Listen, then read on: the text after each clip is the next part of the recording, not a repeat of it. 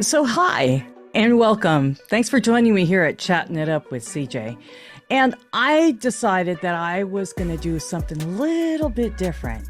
Maybe you had some questions that you wanted to have answered, and I thought I would take an opportunity to do just that, to take a couple of questions from some of the people that have written into me, and I'm just going to expound on that. So stay tuned, and we'll cover those questions in just a little bit on Chatting It Up with CJ.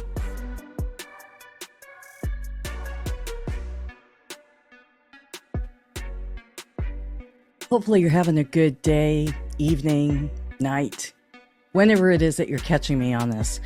I am having certainly a decent time today.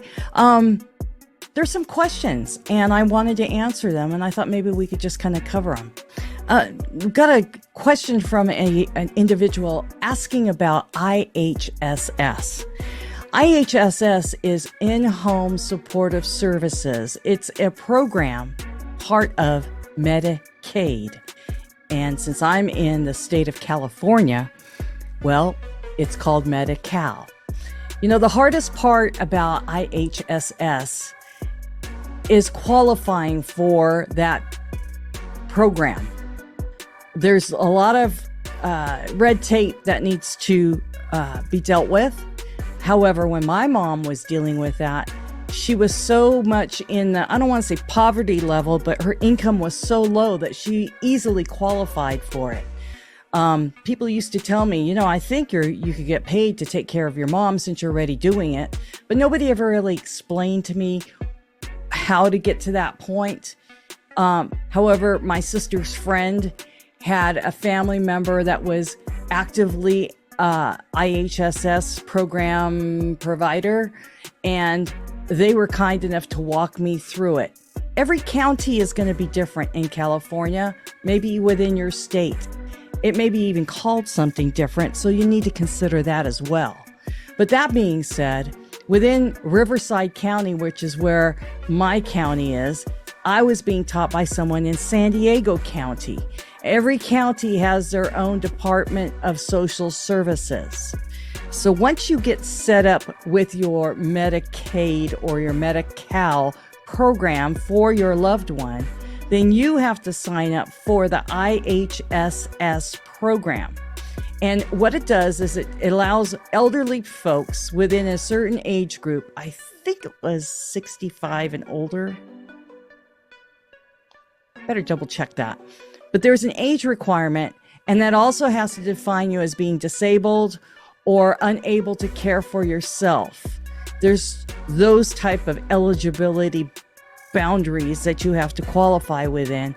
And if you do fall within that parameter, then you can qualify as a caregiver / quote unquote provider within the IHSS program to care for your loved one or to care for another person in the program. It's a really cool program because you get paid every 2 weeks, just like a regular job. You do a time card. They give you a certain amount of time, and then they allow you a certain amount of time per week. And then every 2 weeks, they cut you a check through direct deposit, and it's all electronically done. It pays currently, I believe the last time I checked, it was $18.50 an hour. Sounds like a lot, but I cared for my mom 24/7, and I only got paid for barely 5 hours a day. So that means I was working for 20 hours for free. But with that being said, I was happy to be paid something. So that program is available for you. I would highly suggest that if you are interested in that, like I said, the hardest part is qualifying for Medicaid. And if you get into that program, look at becoming a provider in the IHSS program. That's really, my mom is gone. She's no longer with us, but I'm still signed up within the program to be a caregiver for someone else if they need it. I keep that certification open if I decide to go that direction. So I hope that kind of answers your question. And please, if you have any further questions or any remarks, please write it in the comments. I read them all, and I'll try and answer you and get you the answer as well. Another question was, did you ever find a situation that was difficult, challenging, while caring for your mom? Well, I think the entire thing was pretty much hard. I say that because I didn't sign up for it. However, in hindsight and looking back at it, everybody used to say, oh, it's such an honor, yada, yada. And I kept thinking, yeah, but you know what? You want to do that. But that was my assumption, that they wanted to do that. I don't know one caregiver now that I've been in it that has wanted to be a caregiver. It really is a hard job. And you have to have the mental capacity to be able to deal with some of the things that you deal with. My hat's off to anybody that can do this for a lot longer than I've ever done it. I took care of my mom with dementia for 3.5 years. There's people I know that have been doing it for 10 years or longer. And they have it far worse than I had. When you talk about frontotemporal dementia or vascular dementia, the different early onset, they literally were watching their loved ones fade away. They literally were watching their loved ones not being able to remember them. I was blessed that my mom was still somewhat with it, but she was also bedridden at the end of the journey, and so I didn't have half of the issues of having to run after a wanderer, or watch their part of the brain that would cause them to be violent or anything like that. But my mom and I never really got along for most of my life. And so my challenges were more emotional. They were personal. But one thing about her was that she could be really snappy at me, and I could be really snappy at her back. And I think growing up, my defense mechanism was being that snappy person. I will be the first to admit that if I had to, my mouth could get me in trouble because it was a defense mechanism. But, as things advanced, I realized I had to change my ways because I was just making it harder for myself. And my mom was always like, I will not go into a care facility. I will not be put in a home. It was like the curse of death to her. And because we didn't get along, I always joked back and said, well, you don't want to go into a home? You better be nice to me. Because I'm the one that's going to be selecting that place. And right away she'd stop and look at me and I'd be going, didn't think about that now, did you? But it was tongue in cheek. It was kind of like to throw a zinger at each other. But deep down inside, I knew my mom didn't want to go into a home. And I wasn't going to force that on her. Because I didn't have it in me to be that mean. To do it just out of spite. I knew that she wanted to be home. And that is the reason why I became a provider for IHSS. I became my mom's official California certified caregiver. So that she could be home. I couldn't imagine my mom living her final days someplace that she was unfamiliar with, knowing how much she enjoyed her home, her property, her flowers, everything that she had built her life post my parents' marriage ending. This was my mom's life, and I wanted to honor my mom.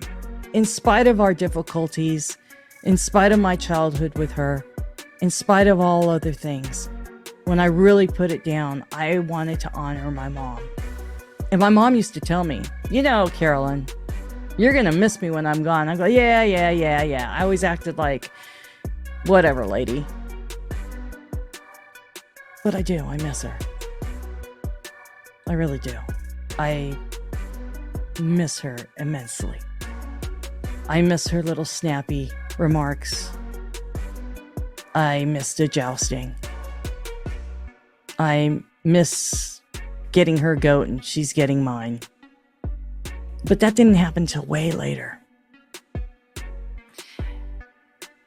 Another question that came in was, this is a heavy subject, and what are some of the good things that you can remember in caregiving for your mom? And in discussion in caregiving support groups, I was reminded of simple things that husbands and wives do for each other. And while I was sitting in on a spousal support group, I saw how people loved each other with little tiny things, little actions of admiration, of respect, even though they were dealing with a person that had a declining memory, a failing brain. They still found ways to communicate, to reach each other. And it was reminded to me, a gentleman had said, my wife would be irritated. Maybe it was a case of sundowning. Maybe she was just irritated and she just took it out on her husband. And he reminded me, he goes, I found a way to deflect that. I knew if she was already in the mood that I needed to be a step ahead. And so I would show up with a bouquet of flowers. And that whole mood just disappeared because the focal point became the flowers, not what she was irritated on. I was like, oh yeah, I totally forgot about that. Some of the good deeds I did for my mom, I used to escape to the grocery store just to be around people. I used to escape to the grocery store to do groceries and get supplies, food, things you do at a grocery store. But there were people there. And I found that certain times of the certain times out of the day, you'd always see the same group of people. It's like the elderly like to go early. They like to get their stuff done. And I found out people were a lot more chatty. And I found myself speaking to other people and wishing them well and talking to them a little bit about things of the day, things that we'd see in that aisle. Sometimes I'd run into the same person pushing the same cart. They come from one end, I come from the other, and we were like that throughout the entire store. And I found out I was among a lot of lonely people. People that probably didn't talk to each other, but we talked within the market towards one another. My good deed for my mom, I will walk in to the grocery store and they'd have a whole little floral bouquet area. And first thing I do is I grab some fresh flowers from my mom. I got into the habit of creating a new bouquet of flowers for my mom. And I would surprise her with that. So there would constantly be fresh flowers in her room that would brighten her day. I made it a point to smile more for my mom. Not to be weighted down with the heaviness of caregiving, but it was more of, you're their mirror. If you treat them kindly, they will return it. And a good friend of mine says, kindness goes a long way. And she's absolutely right. If I smiled, she smiled back. Mom pretty much was a very smiley person. I just didn't see it a lot. And it's probably because I was bracing myself for the worst. Mom was pretty funny. And I could never understand why everybody said she was funny, because I didn't see that side of her. But we learned to laugh a lot together. We laughed over the silly things. And I had to remember that people said, your mom is funny. I'm like, really? And I made it a point that when I smiled, I was pretty witty. So I made sure that she laughed, because I love to laugh. We ended up watching TV together. We used to watch cooking channels. Watched it all day. I'd learn a little bit more about cooking. She'd share stories with me, and I don't know if they were real or not, but we shared stories with each other.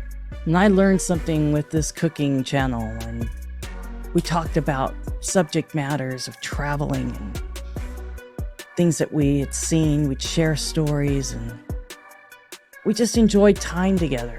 Sometimes I'd just grab a seat that was next to her bed, and we'd just sit there. And then, she'd always complain, I don't want to cook. I mean, when I was in high school, she didn't cook. I was mad because my mom was a good cook. But wouldn't you know it? Most of the programs we ever watched were cooking channels. And then she'd have the nerve, for a person that didn't eat and drink enough, she'd always say, I'm hungry. I'm like, no wonder you're hungry. It's all you watch are cooking channels.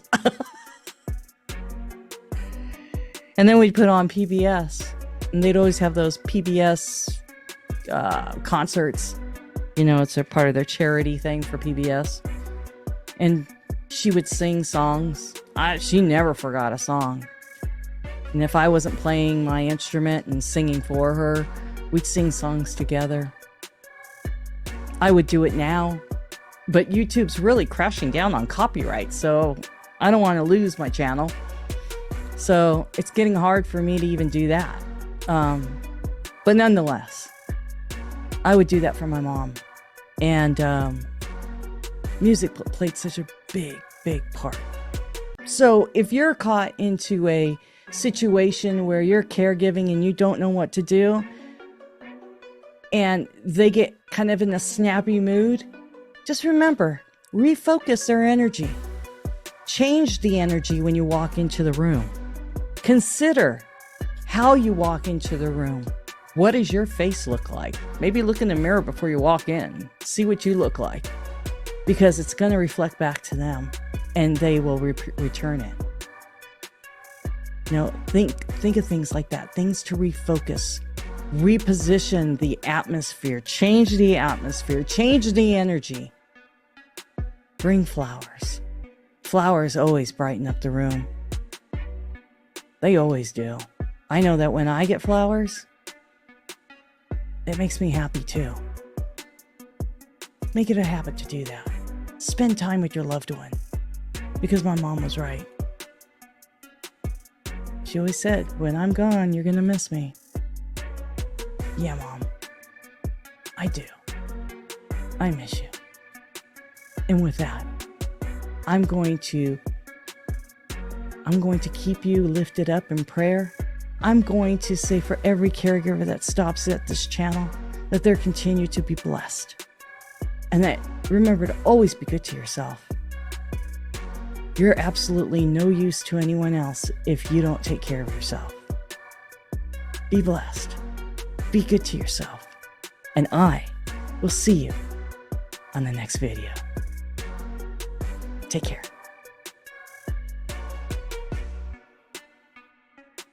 Hi there. I just want to say thank you so much for those that have subscribed to this channel. And if you haven't, I want to thank you in advance for your support. Thanks for watching.